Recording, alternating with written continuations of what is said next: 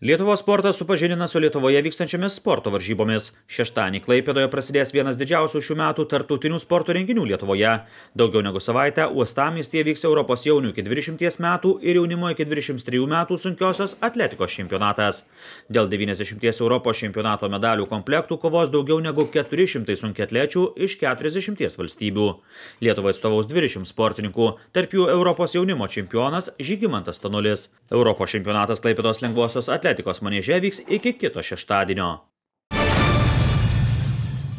Startavo Lietuvos krepšinio lyga. Krepšinio treneris Šarūnas Sakalauskas prognozuoja, kad šį sezoną laukia atkaklesnė kova dėl LKL aukso žydų.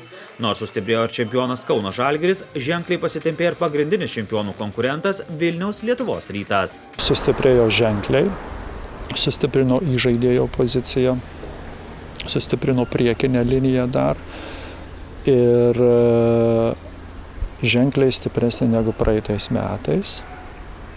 Manyčiau, kova bus labai įdomi, vien tik vertinant prieš sezoną Lietuvos Rytas žaidė pajėgiuose turnyruose ir iškovojo pergalės, tai matom, kad komanda pajėgi yra. Žalgiris šiek tiek pakeitė savo komplektaciją, būdavo praėjusius sezonus, kad tai jaunimo daug žaidžia, vienas, maksimum 2 labai geri legionieriai, kurie ir tempia komandą.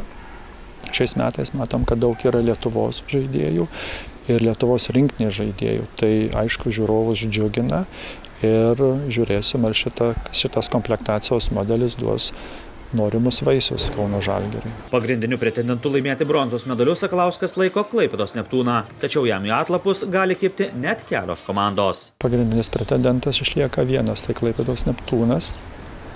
Žalgiris Lietuvos Rytas yra priekyje, kovos dėl 1 vietos, Klaipėdos Neptūnas, manyčiau, pagrindinis favoritas dėl 3 ir likusios 7 komandos bandys įkasti Klaipėdos Neptūnui. Tai priklausys nuo tų likusių 7 komandų komplektacijos galutinės.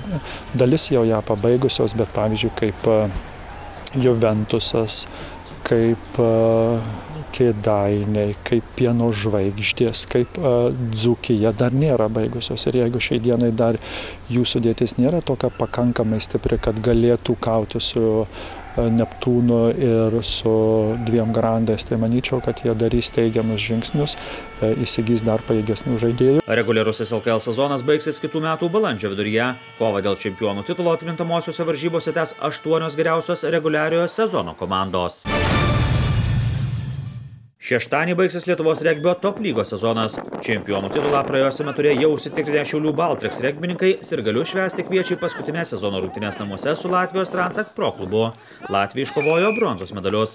Kitose rungtynėse šalies vicečempionai Šiaulių Vairo regbininkai viešės Kaune ir susitiks su paskutinę 4 vietą užėmusią Ąžuolo komandą. Lemiamos kovos dėl medalių vyksta Lietuvos futbolo čempionate. Nors prieš keletą turų Vilniaus Žalgirio futbolininkams buvo pavykę atitrūkti nuo artimiausių persekiotojų, tačiau paskutinėse tarpusavio rungtynėse trakai įveikė žalgiriečius ir sumažino atsilikimą iki 5 taškų. Dar atkaklesnė kova vyksta dėl bronzos medalių. 3 vietoje esanti Marijampolės Sūduva 4 vietą užimantį Klaipėdos Atlantą lenkia vos 1 tašku. Iki Lietuvos čempionato pabaigos lieka 7 turai. Lemiamas veiksnys bus suvalkiečiai. Sūduva, kadangi ir Žalgiriui žais su Sūduva ir Trakam. Nes ir Sūduva turi patys siekti tam, kad išlikti apeiti Atlantą.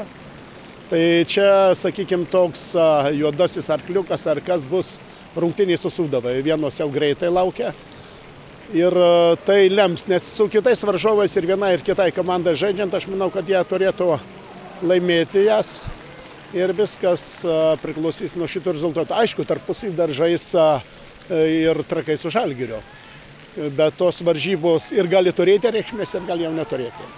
Nes, sakykime, sėkmingai sužaigus Žalgiriui su Sūduva, tai gali būti, kad jau viskas bus aišku. Buvęs Lietuvos rinktinės treneris Algimantas Liubinskas šalyje dominuojančiam Žalgiriui negailėjo pagyrų dėl skiriamo dėmesio vaikų ir jaunimo futbolui ir negailėjo kritikos Kaune įsikūrusiai Nacionaliniai futbolo akademijai, kurios pagrindų sudaryta jaunimo rinktinė patiria vieną triuškinamą pralaimėjimą po kito ir nusileido netgi nykštukiniai Andorai. Pati infrastruktūra, klubo, viskas tai yra geriausia Žalgirio. Sakykime, kaip nori, tuo labiau, kai jie dabar, sakykime, taip ir sukūrė tokią pajungę sistemą, futbolo mokykla Baltijos akademija Žalgirietė, kad vaikus ruošti, vaikai yra buriami, tokia tvirta piramidė daroma, tai komanda žaidžianti pirmojo lygo, U19, U17 komandos, aš manau, kad dar gal ateityje ir komanda žaidžianti antro lygo nepadėtų ir tai tokia yra piramidė, kur žaidėjai geriausi surenkami į tokias rinktinės. Tai turėtų būti įgyvendinta ir perės sakykime, į Žalgirį ir iš ten, kai matome Vilniečiai, be Vilniečių vis tiek Lietuvos rinktinės neapsieina, nors kaip matome dabar olimpiniai rinktiniai U21, tai yra produktas Kauno akademijos ir jeigu mes ten su blizgančiais rezultatais pasirodom, tai ką tiek metų veikia Kauno akademija. Ir kuri toliau kitas kelias gelbėti Lietuvos futbolą, tai manau, decentralizacija centro šito akademijos. Tai turėtų būti, kadangi ruošiama ir Alytui, ir Vilniui, vaikai ruošiami tikrai be jokio finansavimo, kodėl nepadėti jam ir finansuoti, ne tik tai Šiauliai ir Kaunas turėtų gauti pinigus ir Panevėžys, kur galutiniam etape vis tiek vyrauja, kaip sakiau, Vilniečiai, Alytus, o ne vyrauja tie centrai. Šeštadienį paaiškės Lietuvos ralio čempionai. Paskutinis 7. Lietuvos autoralio čempionato etapas vyks Druskininkuose. Penktadienį lenktynininkams teks įveikti ne tik žvyro kelius Druskininkų apylinkėse, bet ir naktinį greičio ruožą. Paskutiniai greičio ruožai vyks šeštadienį. Po 6 etapų bendroje Lietuvos čempionato įskaitoje pirmauja Vytautas Švedas. Antrą vietą užima Vaidotas Žala, trečią Ramūnas Šepkauskas. Pernai Lietuvos čempiono vardą iškovojo Ramūnas Šepkauskas, Vytautas Švedas liko antras. Savaitgalį Kauno Mariose vyks vienos didžiausių buriavimo varžybų rudens vėjo regata, kurioje planuojama sulaukti rekordinio dalyvių skaičiaus – daugiau negu 200 buriuotojų iš Lietuvos, Latvijos, Estijos, Lenkijos, Rusijos ir Baltarusijos.